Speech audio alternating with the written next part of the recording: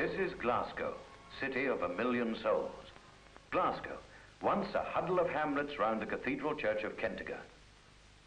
Now the grey anvil of Scotland, on which the hammers of native industry have rung through long centuries of progress.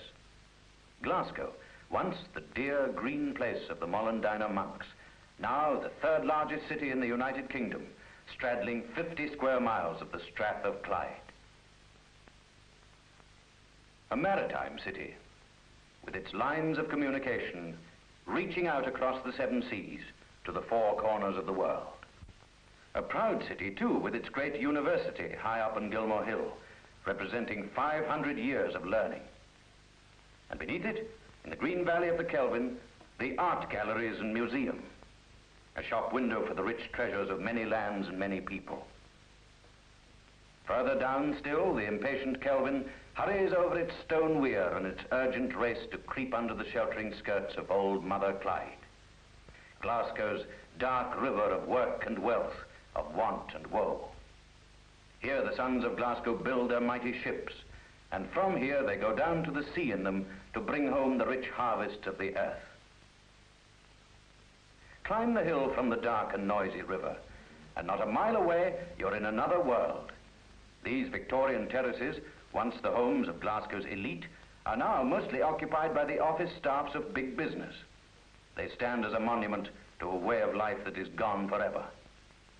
There may be little about these respectable houses to call up rhapsodies in the heart of poet or painter, but they're as familiar to the face of this old grey city as a stamp on a letter. The people who lived in them were once the envy of their fellow citizens. As they set out for work or enjoyment in their carriages, behind high stepping horses, they carried with them some of the solid, enduring qualities of the walls that sheltered them. Across the river, on the other side of the city, the tenement dwellers live still in 4-story monoliths that have endured the wear and tear of wind and rain through many generations of family life. But many of Glasgow's 1 million souls live in houses built over 100 years ago to absorb the hordes of country folk drawn to the city by the lure of the factories, the shipyards, and the mills. Children play in a derelict battleground of broken-down wash houses. Behind them, their homes, crumbling buildings that make only the crudest provision for hygiene. For too long, daily life has been a fight against overcrowding, sickness, disease, and death.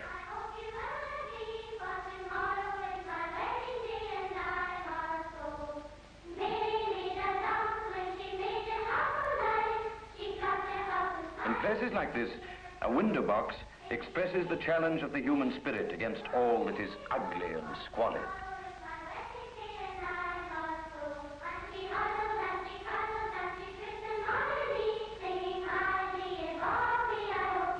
The people behind this window have created a home in the heart of a hovel.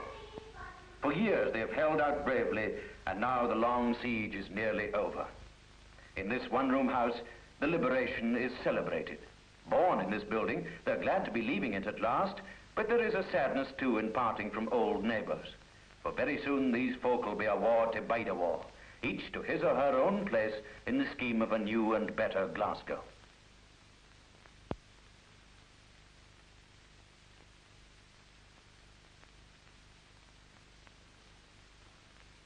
To these two, the uncertain future is just beginning to unfold like a forgotten dream coming true. For over half a century, they have lived, loved, laughed, and sorrowed in this Gorbals tenement. From this dark, decaying street, they have launched their children into the world. And through all the years, they have dreamed of having a window that looked out on a tree and a bit of grass. To them, tomorrow will seem like beginning life all over again.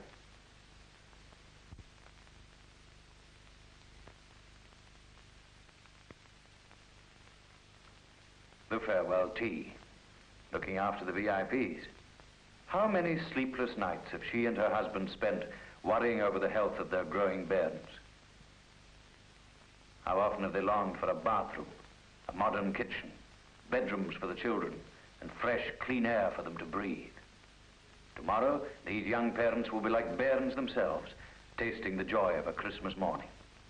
And what about her, sitting there quietly, smiling to herself.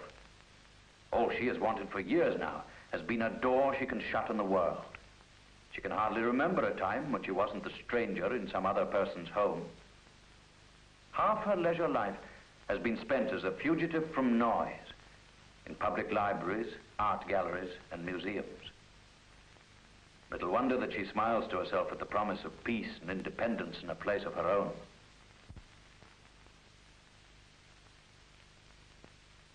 Ah, here is one whose needs are simple. The warmth of mother love, the care and protection of a home, and a place to play with his bricks. His ambition to build and build and build and build and build until, whoops, down they come. And down, too, comes close on a century of domestic history. These old stones, so rudely and suddenly tumbled, have sheltered generations of Glaswegians in good times and bad. They have rung with the laughter of children and groaned with the loneliness of the aged.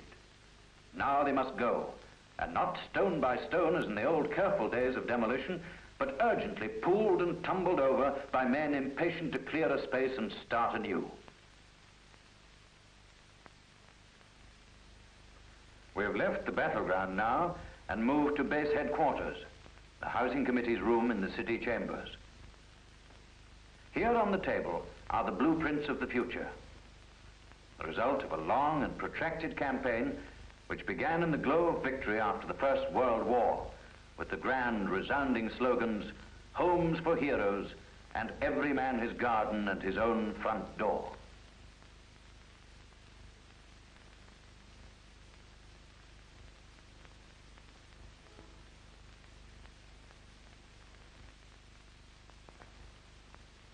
Homes like those in Moss Park were built in the first years of peace to meet the needs of people who had grown tired of tenement life. It was an age of ideals. A victorious nation owed its tired warriors a new life. Victoria's city owed its people new homes. They were built and they covered a lot of land. Moss Park, Greenhead, Carntine grew and spread. In Knightswood, a whole new town sprawled over land that had been farmed for centuries. Precious acres of arable and pasture land disappeared under streets and pavements. The supply of new houses increased, but the demand seemed insatiable. As the 20s and 30s passed and more of the green land was swallowed up, it became evident that Glasgow must stop spreading and devouring. The time had come to tear up that no tenements resolution of 1934 and start building flats with up-to-date amenities, communal gardens and greens.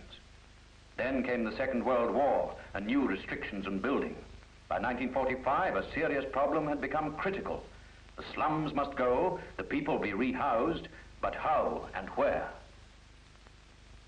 Here is one part of the answer. For two elderly people, a new beginning, a new dimension of living. This quiet corner of Glasgow, with its trees and lawns, shows one of the ways in which the city is providing for its elderly people a sanctuary in which they can carry the best of the past into the warmth and light of the future.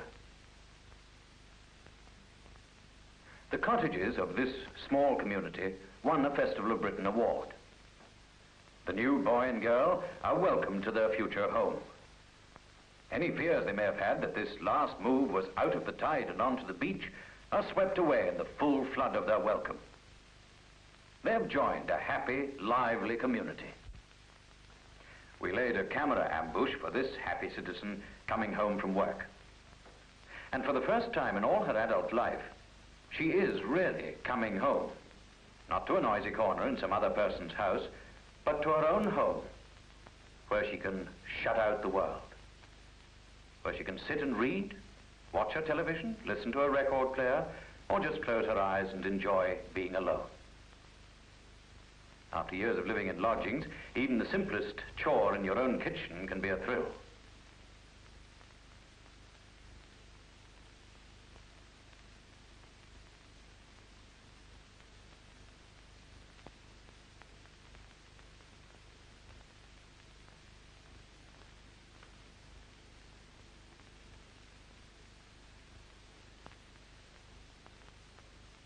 And a moment before a mirror in a bedroom is a luxury that can only be appreciated by those who for years have had to share such moments with strangers. Behind another door are those young parents who spent so many sleepless nights worrying over the health of their children. In this house, with all its modern amenities, the mother can care for her bairns as she's always wanted to. She's no longer haunted by the fear that they may have wandered away to some traffic-filled street, or that they're breathing germs of disease in a refuse-littered back court. When they come into this house from play, she has hot water on tap to wash away the healthy dirt they've collected. Now there is room to live. No longer are all their possessions cluttered together in one apartment. Later, the children will go to bed in their own rooms. By day, from her Moss Heights balcony, the mother can see and hear her children at play. These platted houses are solving another part of the vast problem of Glasgow's underhoused thousands. But as the city grows and expansion reaches its limits, other and more drastic measures are necessary to prevent Glasgow bursting at the seams.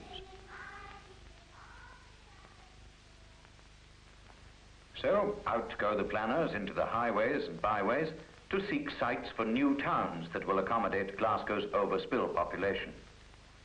This quiet little village of East Kilbride wakened one morning to find that, on paper, it had grown into a town covering many acres of land.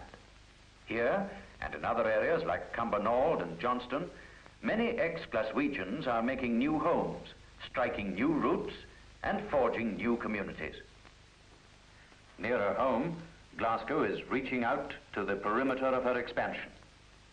Under the blades of the bulldozers, the rolling farmlands of Renfrewshire and Lanarkshire have been planed down to cradle the new communities of Castlemilk, Easterhouse, and many others. Here, under the hands of the builders, the walls of a new Glasgow are rising, and soon there will be another pilgrimage of covered vans bringing escapees from the dark tenement areas of the inner city to the sunlight and healthy living of outer Glasgow.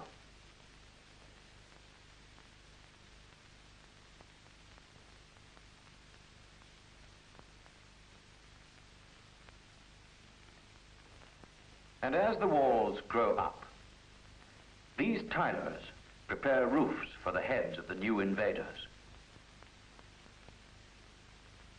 Healthy bodies, to make good citizens, must be tenanted by active and well-informed minds.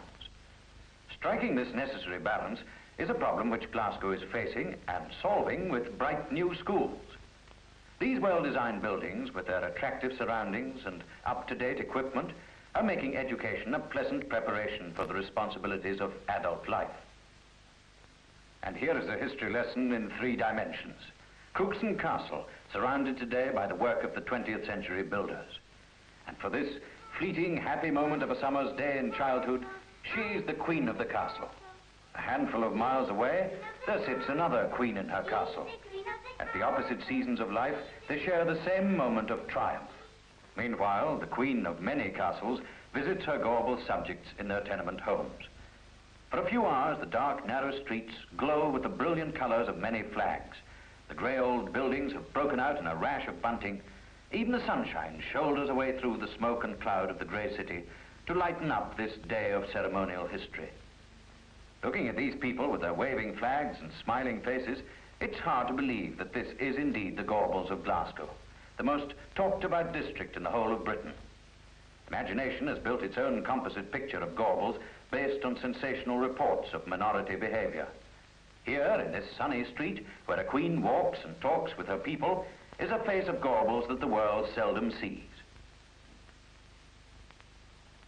As yet another relic of the past trembles at the pull of the demolishers, sways like a drunken man, and crumbles to the ground in a cloud of dust, the Queen and her consort are told exactly what is happening in Glasgow's relentless war against slum conditions.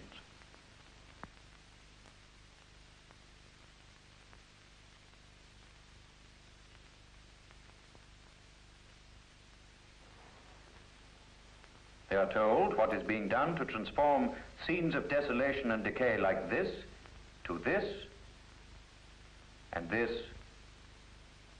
to this.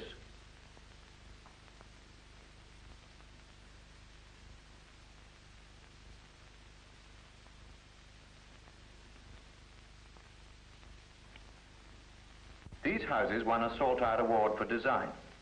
Other corporation houses and various parts of the city have won Festival of Britain awards and other Saltire awards.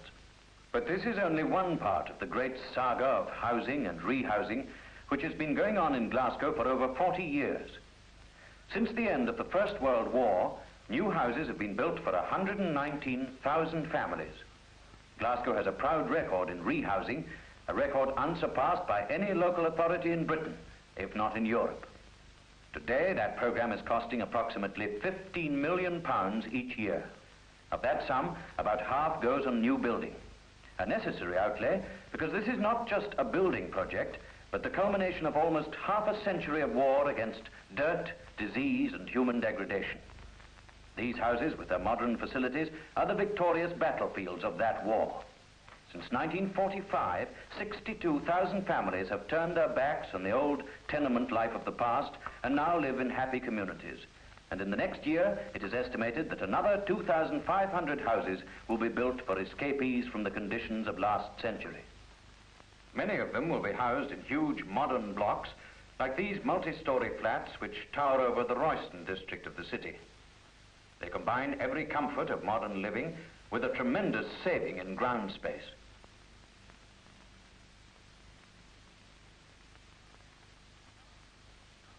And now, back across the river to Gorbals. Not long ago, this huge plot of earth was covered by broken and condemned houses. Today, it is the cradle of the new Gorbals, another experiment in better living. Gorbals turns its scarred face to the dawn of a fairer and finer future, as Her Majesty the Queen unveils a foundation stone. The tumult and the shouting dies. The captains and the kings depart. But behind them they leave the memory of a great day in Glasgow. For this is the day of a second front against the insidious enemies of a free and happy society. The beachheads have been established, the order is advance. Today the bulldozers, tomorrow the builders. Today the dust of the past, tomorrow the soaring phoenix of the future as Glasgow climbs to the skies and to a better way of life for her children. The captains and the kings depart. There, down the long, long road of today and tomorrow, goes a captain and his queen. To where? To what? Follow them and see. Follow them closely, for these are the very important people of this royal day of history. Follow them into the future. Then, indeed, can Glasgow wear the Festival of Britain and Saltire Awards with all the pride of Mungo's medals.